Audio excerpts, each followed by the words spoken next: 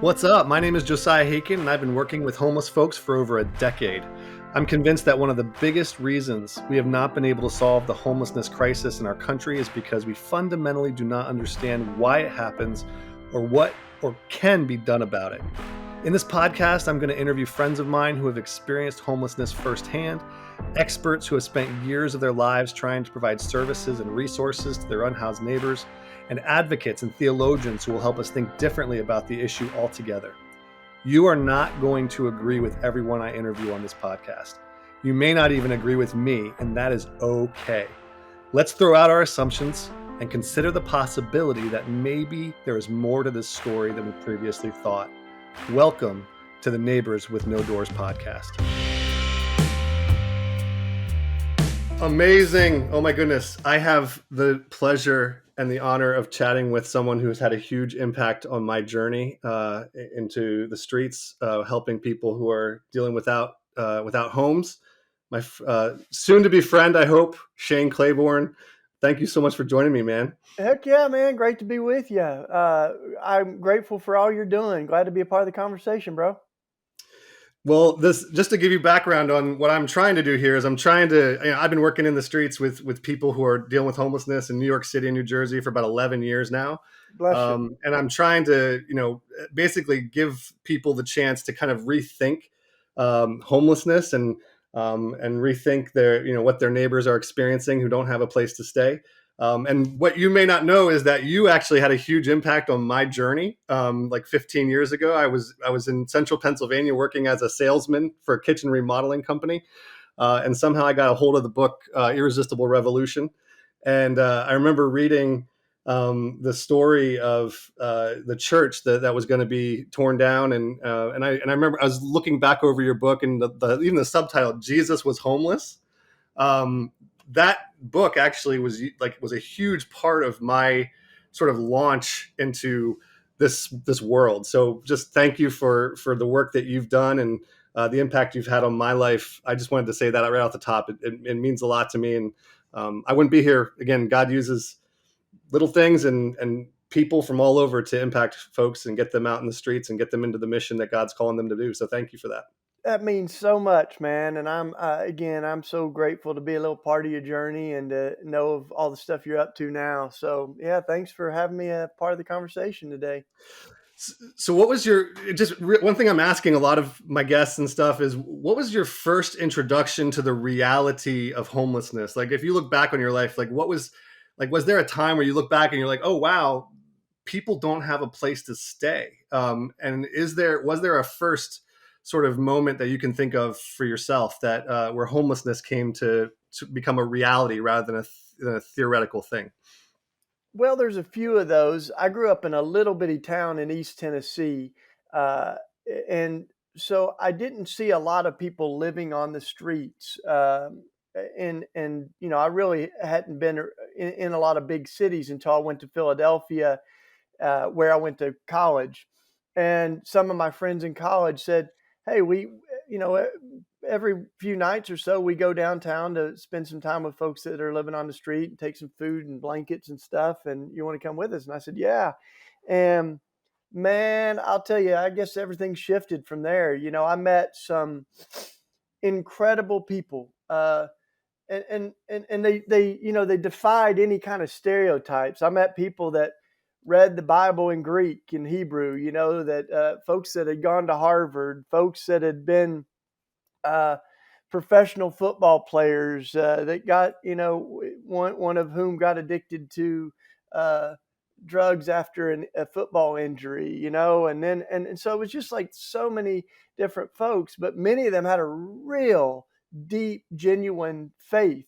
In fact, many of them had a more robust faith than I had. I had all the doctrines on paper, but I hadn't been through things that like they had been through, that I would say are kind of like a refiner's fire. It really tests that faith. And a lot of the answers that I had, they didn't work. The theological answers, like if your only answer to a 14-year-old girl being sexually abused is God had that happen for a reason, like it got some like kind of messed up theology, or at least some holes in it. And so I really had to start to wrestle with some bigger theological questions. But my faith came to life hanging out with folks on the street. And then, you mentioned in 1995 when I guess it was my second year of undergrad.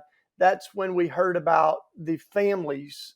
These were mostly mothers and children that were squatting out. They were living, in an abandoned Catholic church building. And that was really eye opening for me because a lot of the people I had experienced on the streets downtown going every week or uh, so were single folks, a lot of single men that were living under bridges or in the parks. And this was a very different face of homelessness, which was women and children. Many of them lived in cars or were kind of couch hopping where they could, and they had come together um, uh, in a really courageous act to refuse to be invisible and to expose the fact that the fastest growing homeless population then and now is women with children. And the average age of a homeless person then, and I just saw a news statistic that's almost identical, is about 10 years old.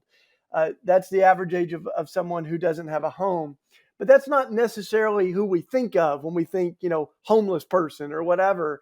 And yet, I think that's kind of the spectrum of how poverty and homelessness had affected so many different kinds of people. And those became some of my best theologians and friends and teachers, and still to this day, the families that organized the church takeover 25 years ago are still really, really doing incredible work. Sherry Honkala that organized, she was a homeless mom that organized that takeover, was the vice presidential candidate for the Green Party. So, I Wow. mean, Wow. people have taken all kinds of different paths. Liz Theo Harris was a young organizer, student organizer like me, and now she's the co-chair of the Poor People's Campaign with Reverend Barber. So we're all still doing it, and but those courageous moms really, when you ask where did it begin, that's really what's Yeah. lit the fire for me. And you're based out of Philly. I mean, I'm based in New York City and Newark, New Jersey, and Paterson, New Jersey. Tell us a little bit about the situation in Philly, and what do you see every day? What's being done, and and from your perspective, what are some things that have worked when it comes to engaging and helping people who have no place to call home, and what's not working, and what's being done poorly. You ask such good questions because you're in the trenches doing all this, and I'll throw a few things out there, and I'd love to hear your thoughts too. But uh, what I see is that some of the best programs are the least funded and the least available. Um, for instance, housing for women and children is almost non-existent. I mean, at one point there were 3,000 families waiting on the waiting list for affordable housing in Philadelphia. So programs like Section 8 housing, which is is kind of a subsidized way to get a house, or I mean, even what we're doing right now is inspired by the work of Millard Fuller and Habitat for Humanity and Fuller Housing. And so we use a model that our motto is kind of, we won't build a house for you, but we'll build a house with you together. And so Yeah, I we love that. we we fund it, and families do sweat equity on it. So they're working on the house. We're teaming them up with contractors and electricians and plumbers, and we're building a house together. And then we finance it at no interest on the mortgage, and customize the monthly payment. But it's to build home ownership. So there's things like that that I love and believe in, but they have really very little funding, to kind of grow our capacity and scale up some of that. The other thing is that there's programs that it's really hard to run these huge governmental programs well. A lot of the folks that are in Department of Human Services, like child protection, they have so many caseloads that it's hard to really do that work well. As you know, Mother Teresa inspired so much of our work, and she said, "We're not called to do great things, but small things with great love." And I think it's really hard for a lot of caseworkers to do small things with great love. And I know a lot of them, and one of my, I think it's so important to tell the stories so that it's not just statistics and stuff, but just one quick story that early on kind of cracked a lot of my idea, just broke it open for me. Was there was a mother who actually is a grandmother who was caretaking her grandchildren, and there was a little house fire. It didn't ruin the whole house, but it did damage the kitchen, and so they were trying to figure out how to fix that up. And and so they had applied for a grant to try to get a little extra funding. They didn't have a lot of savings because they were kind of living, paycheck to paycheck.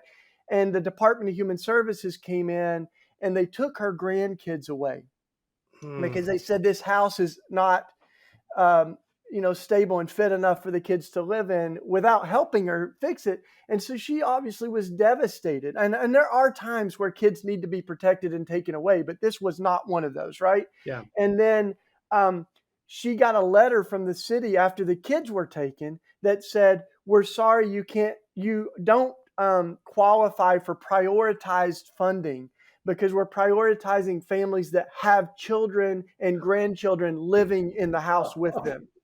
So, I mean, that's No literally one of those way. cases, right, where she can't get her grandkids because she doesn't qualify for this grant, and she doesn't qualify for the grant because she doesn't have kids in the house. And I began to see that that's not just the exception, but No. there are a lot of variations of Miss Betty. That was her name, her Yeah. story. And so there's things like that, that, and there's a million different, facets of that. And just one other one was a city program that I thought was a great idea until I kind of was able to get inside of it, which is, check this out, man. Philly has more abandoned houses than homeless folks, right? So we've got over 30,000 abandoned houses at the same time that there's a 10-year waiting list for housing, right? And it just doesn't make sense, right? So some folks in the city started to say, well, let's just, like give these houses away basically. So they had a program called the Dollar House Program. But as they built the kind of foundation of that, they did a few things that were problematic. They made it so difficult for the houses to qualify to be on the giveaway list that they had to be kind of structurally unsound. I mean, some of them I saw them. The roof had already collapsed on them, right? And so you're giving away the worst houses.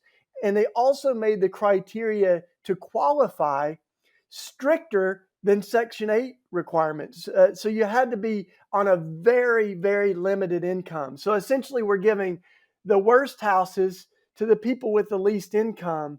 And that just almost never ends up being a Yeah. situation where you can fix a house up into a home.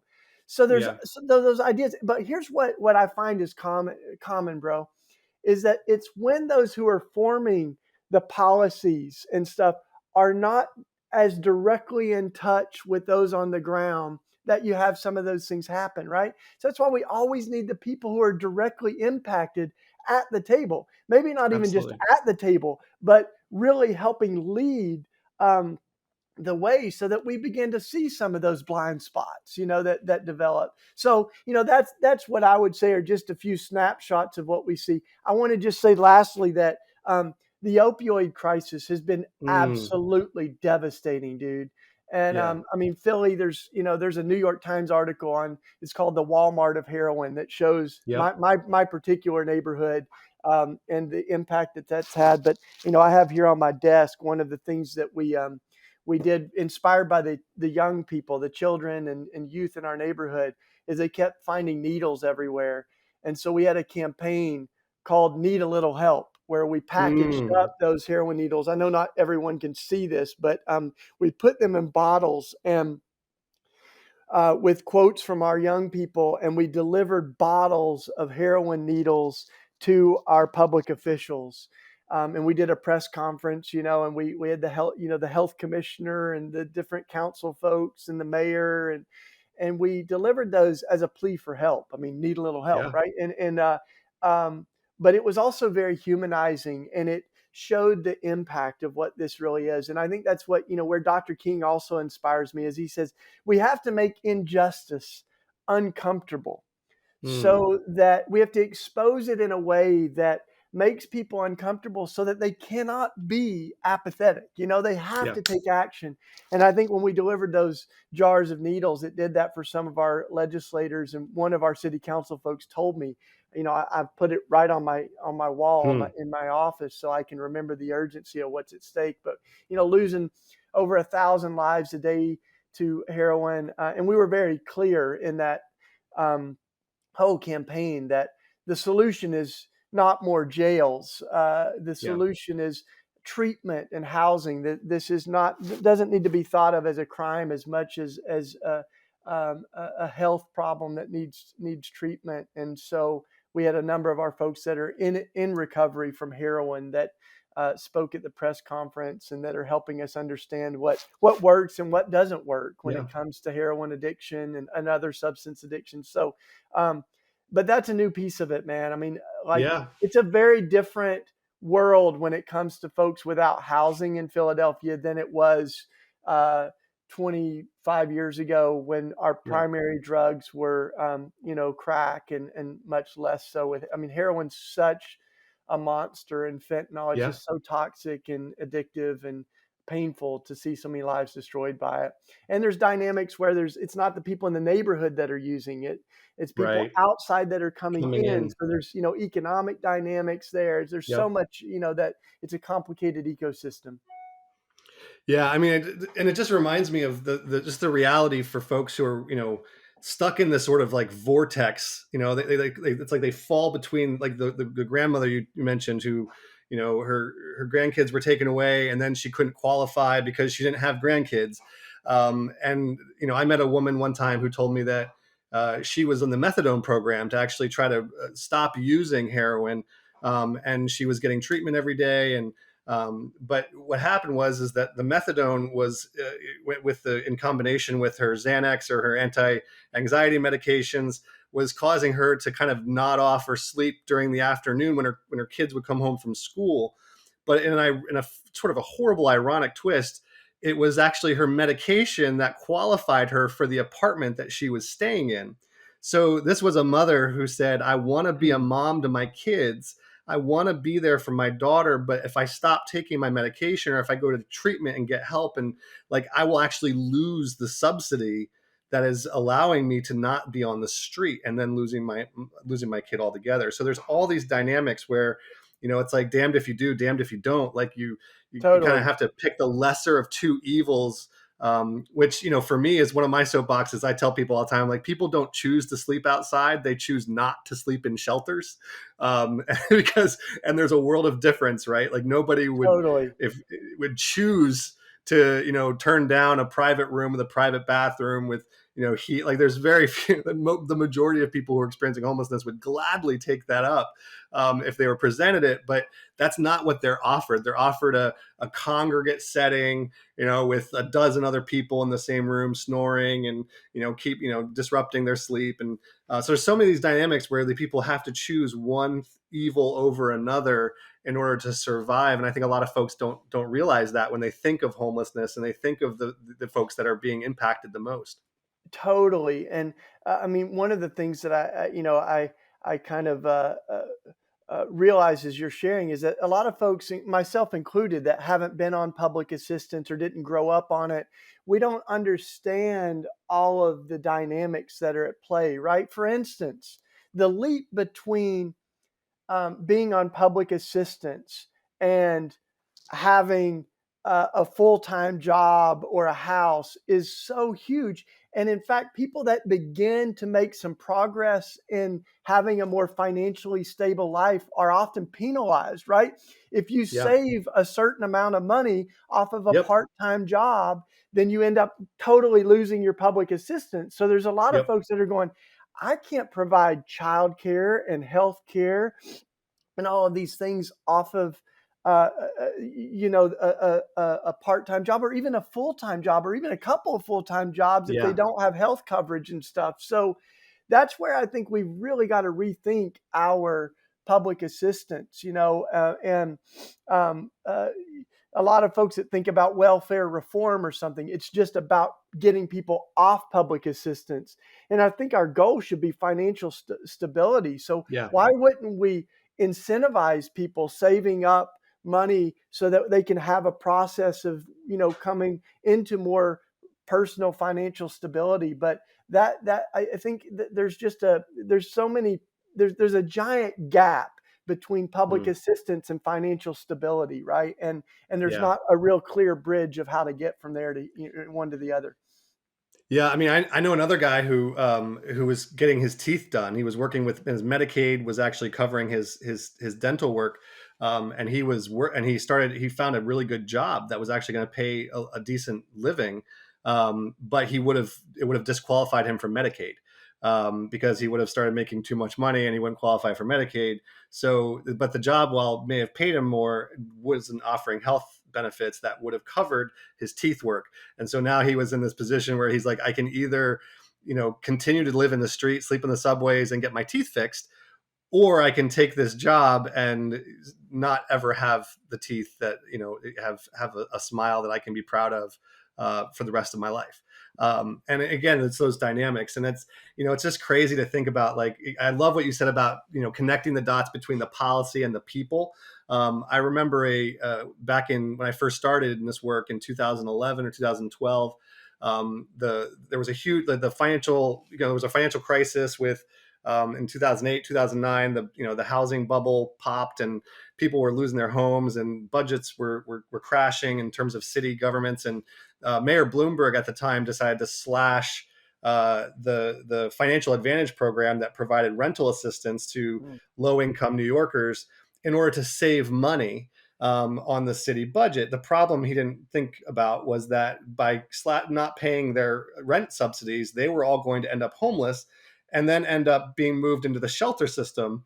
And sheltering someone is actually vastly more expensive than housing them, because of the way the shelter system is structured in New York City. There's actually even a right to shelter in New York where they are obligated to provide shelter. So, like the homeless population ballooned by like 30% over the course of 2 years or something crazy. And it was because, I mean, I tell people, I'm like, dude, Bloomberg could have called me. I could have told him in 5 minutes, this is a terrible idea, because you're just going to be Yeah. moving these people who have, like, I had a woman and come up to me. She was living in her apartment in the South Bronx for 30 years, never had an issue because she had this financial the support and she was able to put together the rest. And then this advantage program was slashed, and now she's getting an eviction letter for the first time, and getting moved into the shelter system. And then people are stuck in this sort of cyclical, disaster of Yeah. trying to get out, but not having a way. So, like, just that idea of the connecting the dots between the policy and people on the ground. What are there some ways that you've seen like really good examples of that, and sort of government officials and like reaching out to people like in your neighborhood, or people with lived experience to kind of shift the narrative around these issues that we're both passionate about? There are, and I'll tell you, I think these stories are important because people hear all kinds of other stories and stereotypes of the welfare queen or all the people that are just living off of public assistance and all this. And please, I think it's important that we not have polemics in these, like, I know folks that um, are in poverty, and at least I would say that they are. They appear to be lazy. And I also know a lot of people in poverty that are the hardest working people I know, uh, and the most courageous people I know, have survived things I cannot imagine. And in fact, I don't even want to call anybody lazy. I feel like a lot of the people I know just get tired, right? They get exhausted. And yet I think on the other end of the spectrum, I know a lot of rich folks that I would say are pretty lazy. Yeah, So absolutely. I don't want to say that this is a exact kind of category or something, right? But I think that's why the stories that we're telling today are so important, because they're real stories, right? Yeah. They're people that we know. And I'll just tell you one more, which was a bunch of years ago. We had a fire, right? And so this fire, this is important, started in one of the city-owned abandoned factories. We've got 700 abandoned factories, and it had been on fire before. It had been a place with so much chaos, and we had been trying to get the city to demolish it. So this fire was huge. It was as big as they get, 7 alarm fire, and it burnt down our whole block. It burnt down our community center. It burnt down the house I Wow. was living in, a dozen, other houses. 100 families were impacted. But I want to say this, like, I'm so proud of how our neighborhood came together, right? So after the fire, the Red Cross had set up an emergency shelter because this was like a Hmm. humanitarian crisis. And we didn't have electricity. Cars blew up because people couldn't even move them in time. I mean, it was crazy. And then the Red Cross volunteers came and they said, listen, we had no one stay in the emergency shelter because everybody in your neighborhood came together and welcomed the people whose houses burnt down. Wow. One of our neighbors saw the homeless dogs and cats and said, all right, listen, for now, I'll just become the pet shelter. And we're like, God bless you, and she took all the cats and dogs, um, and someone else started cooking for everybody, like, and that wasn't surprising in a lot of ways, right? Because community is how our neighborhood has survived. And a lot of Yeah. neighborhoods that have been neglected by other entities in the city, the way that they've survived is off of depending on each other. A lot of Yeah. communities that are economically poor are community rich, and a lot of Hmm. communities that are economically poor have really lost the idea of like leaning on each other until there's a tragedy. And so anyway, I what also happened is that those of us who lost our homes, the city came with inspectors and saw the rubble, literally the burnt down houses, and gave us fines and a notice that said the charred remains of your house are a hazard. And so you've got, like, I think it was like 10 days that we had to take care of that. And you're like, I mean, and the thing is, in this situation, it wasn't like my neighbor, like, I'm literally have Yeah. everything in my bags, like Yeah. trash bags. And I'm going, we don't have a bulldozer nearby, right? And listen to this, dude. We were fined $10,000 each What? for having a public health hazard after the city owned What? factory burned our houses down, right? So listen to this, though, to make it really personal. One of my neighbors went to try to get a new house. I mean, we had another house, another community down the block. So we had resources, and we tried to like acquire the abandoned properties, and many of those we did. We bought the charred remains so it wouldn't be a liability to our neighbors. And we tried to stabilize them. We raised, $100,000, tried to stabilize everybody. But then listen to this. My neighbor goes to try to get a new house, and her credit is destroyed by that fine. So they literally said to her, wow, you owe the city like $10,000. And she's always had good credit. And you can see how someone can become homeless, right? Yeah. Because of absolutely nothing that they did. The house that they lived in for years, even for generations, just got burnt down by the city's factory, and then they are fined for it. So the only way that I tell this story, because the only way that we were able to change that, to be honest, man, was by exposing it. I mean, Yeah. hundreds of neighbors came together. We signed petitions. We had media come that came and began to tell this story. And so then the city came and we're like, oh, about that fine. Yeah. Don't worry about it. Oh, But like, about that. if we hadn't had that momentum and had relationships and social capital that was able to really get some key media people in to like expose that, then my neighbor, and many other stories like that where they just have a fire and get fined $10,000 and they're on the street. I mean, Yeah. and so I think that's important because it's a story that shows both the possibility of Yep. what it takes to make change. Um, Yeah. and it takes community, it takes grassroots organizing, to change some of these things. And those policies, like, they might look good to city officials somewhere in City Hall or something where they go, yeah, that house really is not safe. It needs to be torn down. And somehow through just bureaucratic barriers or writing out fines without thinking about the consequences, or like Yeah. putting themselves in someone else's shoes and going, what are you going to do? Like, if your house just burnt down, like, how are you going to take care of that? Yeah. Absolutely. No, that's, and again, so recently I had an experience where I don't know if you saw this, but the mayor of Newark, New Jersey, decided to put together he sent out an email to all of a bunch of homeless service providers like ourselves and others, and basically saying you are no longer allowed to give food to homeless people in around Penn Station and around the parks. And I know you have some experience with this reality in Philly.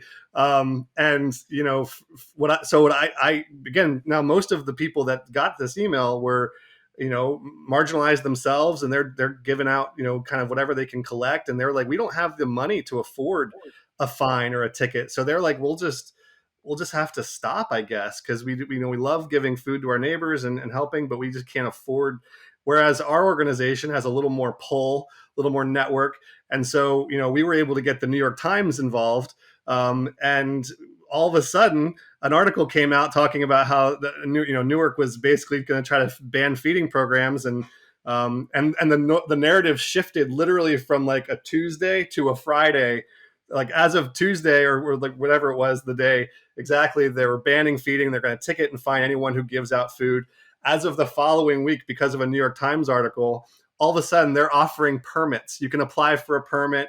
The permit changed from like a $100 fee to free at some point between that. So like the narrative just sort of shifted because of, like you said, sometimes shining a light on it, just saying, look, this is what's happening. And so many people, just if they don't have anyone with those connections to be able to build that out, it just goes through, and people on the margins are just kind of bullied and silenced into sort of being forced to accept, instead of, you know, being able to fight it and protest and actually get the ridiculousness sort of changed.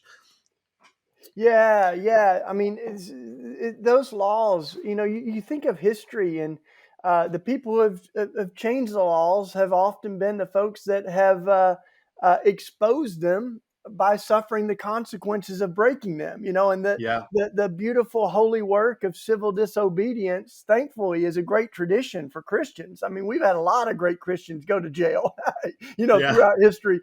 Martin Luther King, you know, when he went to jail, he said, at first, I was a little troubled, but then I looked at history and saw what good company I have behind bars, you know. And John Lewis, of course, called it the good trouble and said that's why we can Yep. smile in our mug shots if they arrest us, because we know that we're on the right side of history. So yeah, Yeah. we began to see that pattern, the same thing. You know, in fact, it's happened all over the country. Hmm. Anti-homeless laws, right? I mean, Yeah. there's other things too. Like there's uh, um, like anti-homeless architecture, right? Yep. Benches and Yep. parks that are designed to keep people from sleeping comfortably. But these laws that discriminate, you know, that Philadelphia passed laws that made it illegal to sleep in public places, illegal to share food. Yep.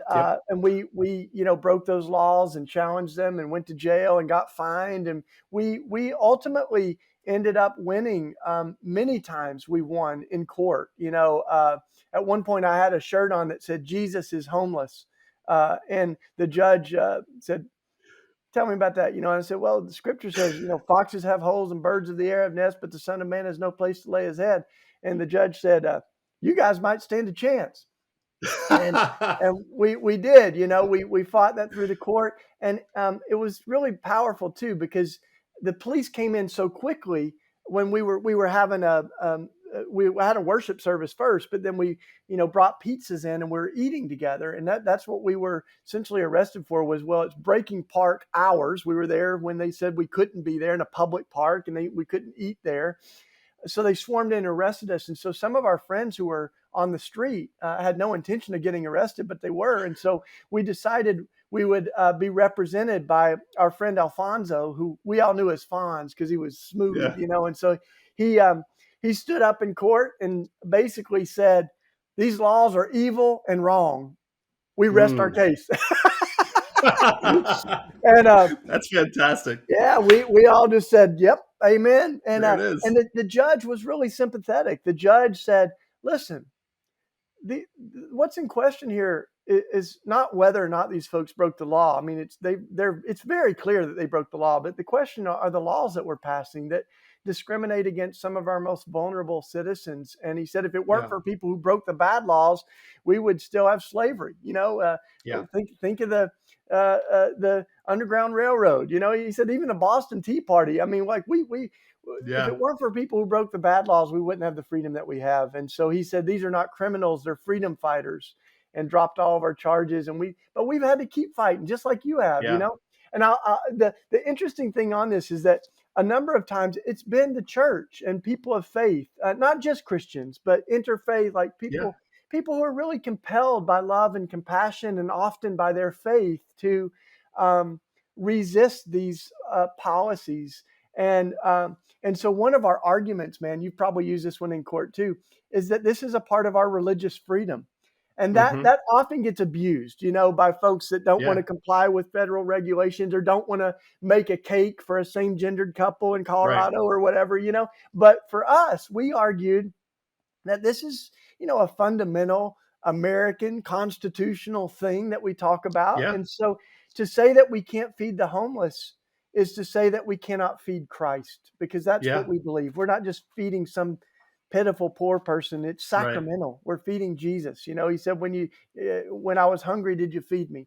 And so Yeah. that's been our argument, and that's gone all the way to a federal level. Incidentally, folks on the border have used the same argument, right? When they've been Well, that's arrested great. for showing hospitality to immigrants and refugees, or putting water in the desert as Yeah. an act of hospitality and love. They've argued, Jesus also said, when I was thirsty, did you give me something to Yep. drink? So I think we can we can really use our faith as a part of that witness. But yeah, man, I'm so excited to hear that you've been challenging those laws. We get letters now from folks all over the country that are challenging those. I saw one study that 50 different cities have passed different Yeah. versions of anti-homeless laws. I think it was Phoenix that made all trash city property. And so if a person was living on the street that was going in, just trying to find a piece of Yeah. cardboard or food or Yeah. something in the trash, I mean, they could To charge actually them be with theft.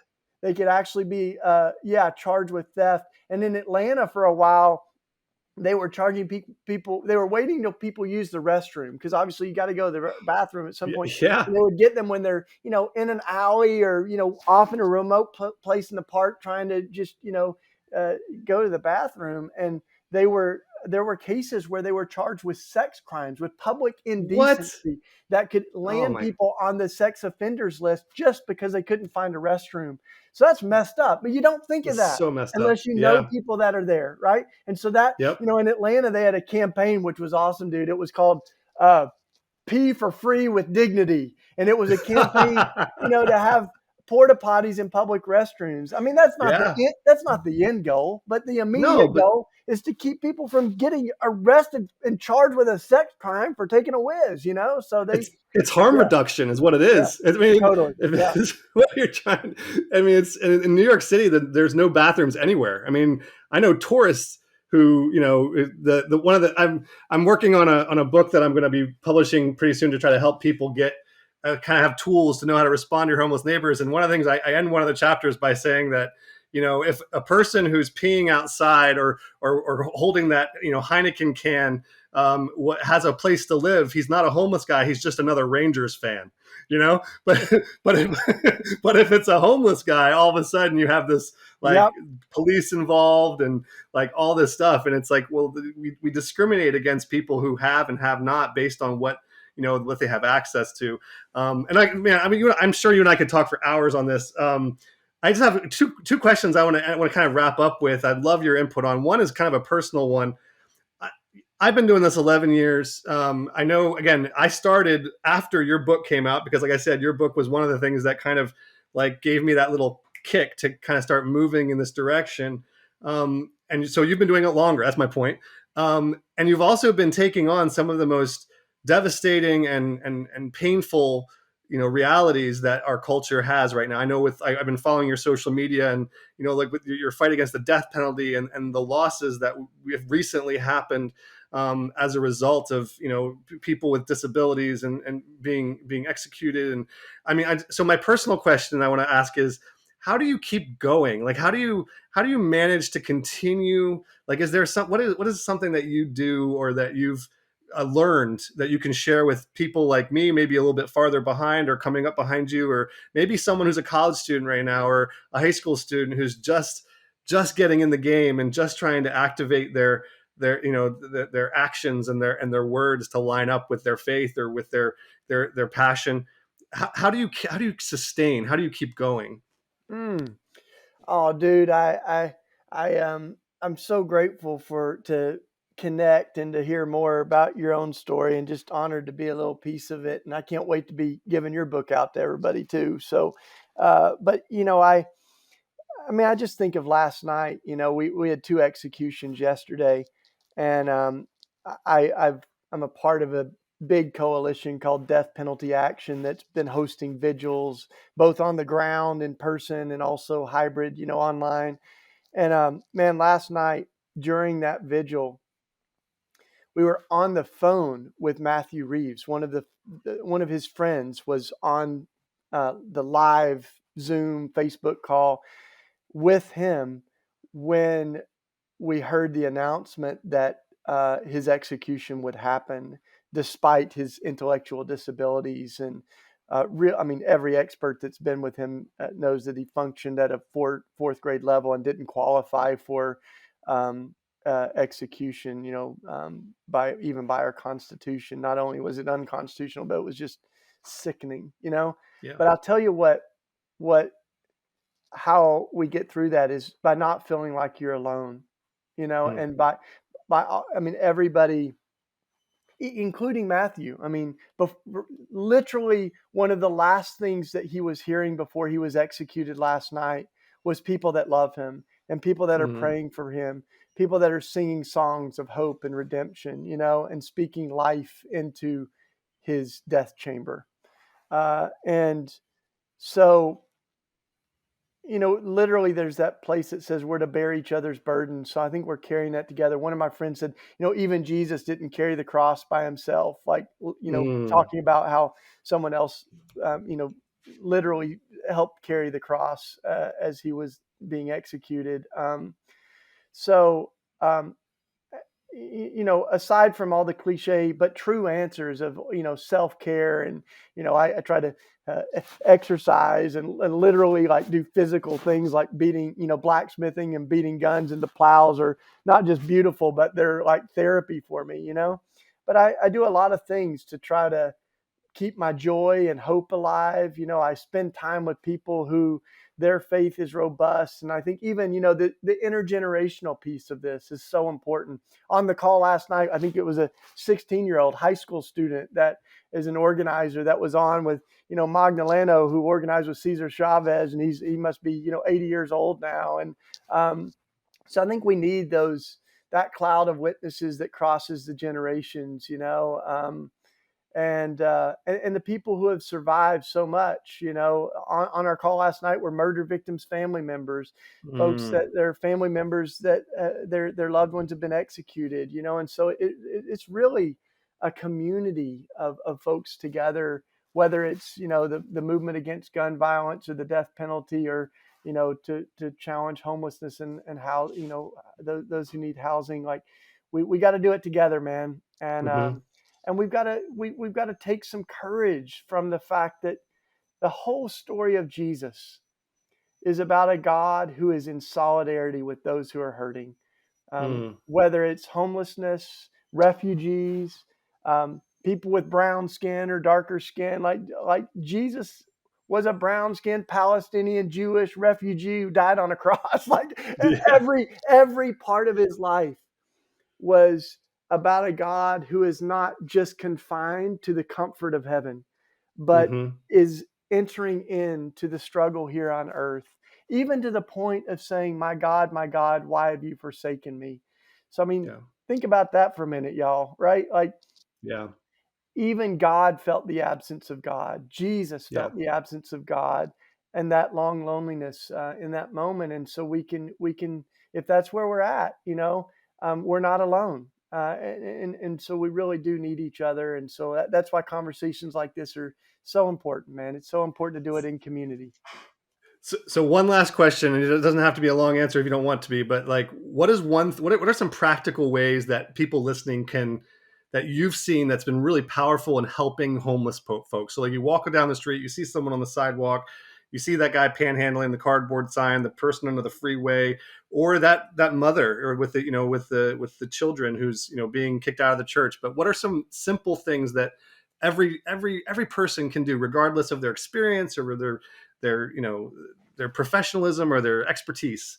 What's something we can all do to help that person and acknowledge them?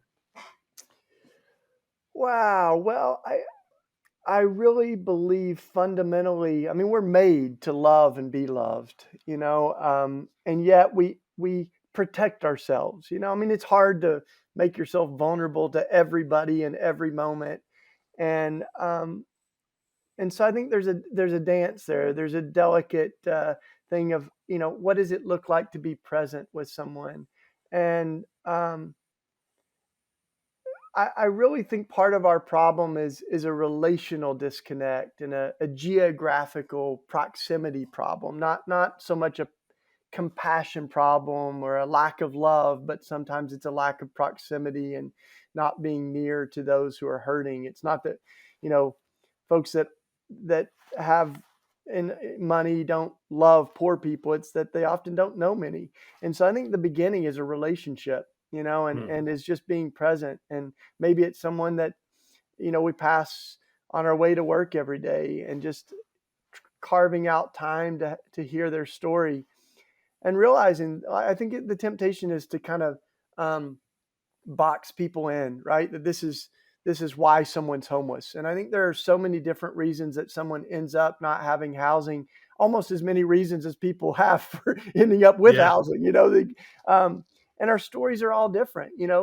People that have houses can still have a lot of pain, be addicted to stuff, Hmm. be victims of domestic violence. People on the street can actually be pretty healthy, but in a really Hmm. difficult situation that they don't know how to get out of. And so I think we got to be careful to be nuanced, and to be allow the spirit to move. But the beginning is by being present. That's why that Hmm. Mother Teresa's line is so important to me, that we're not called to do great things, but small things with great love. And what's important isn't how much we do, but how much love we put into doing it.